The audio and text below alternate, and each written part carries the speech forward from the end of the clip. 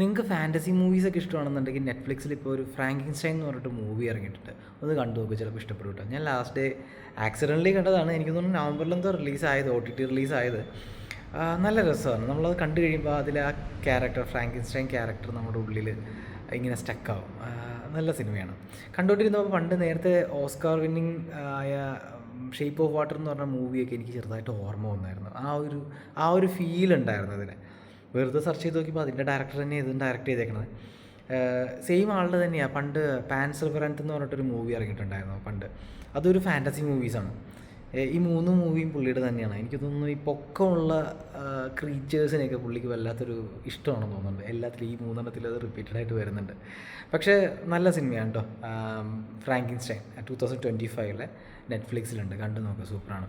ഞാൻ പറഞ്ഞ മറ്റേ 2 സിനിമയും കണ്ടിട്ടില്ലെങ്കിൽ അതും കണ്ടു നോക്കുക. അതും നല്ല രസമാണ്. ഇതെല്ലാം നമുക്കൊരു ഫാൻറ്റസി ലെവലിൽ, പ്രത്യേകിച്ച് ഷേപ്പ് ഓഫ് വാട്ടർ കണ്ടിട്ടുണ്ടാവും, മോസ്റ്റ്ലി എല്ലാവരും കണ്ടതായിരിക്കും.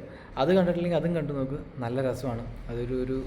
ഒരു വാട്ടർ ക്രീച്ചറിനെ പറ്റിയാണ്, ഒരു മാജിക്കൽ ലെവലുള്ള ഐറ്റമാണ്. അതും നല്ല രസമാണ്.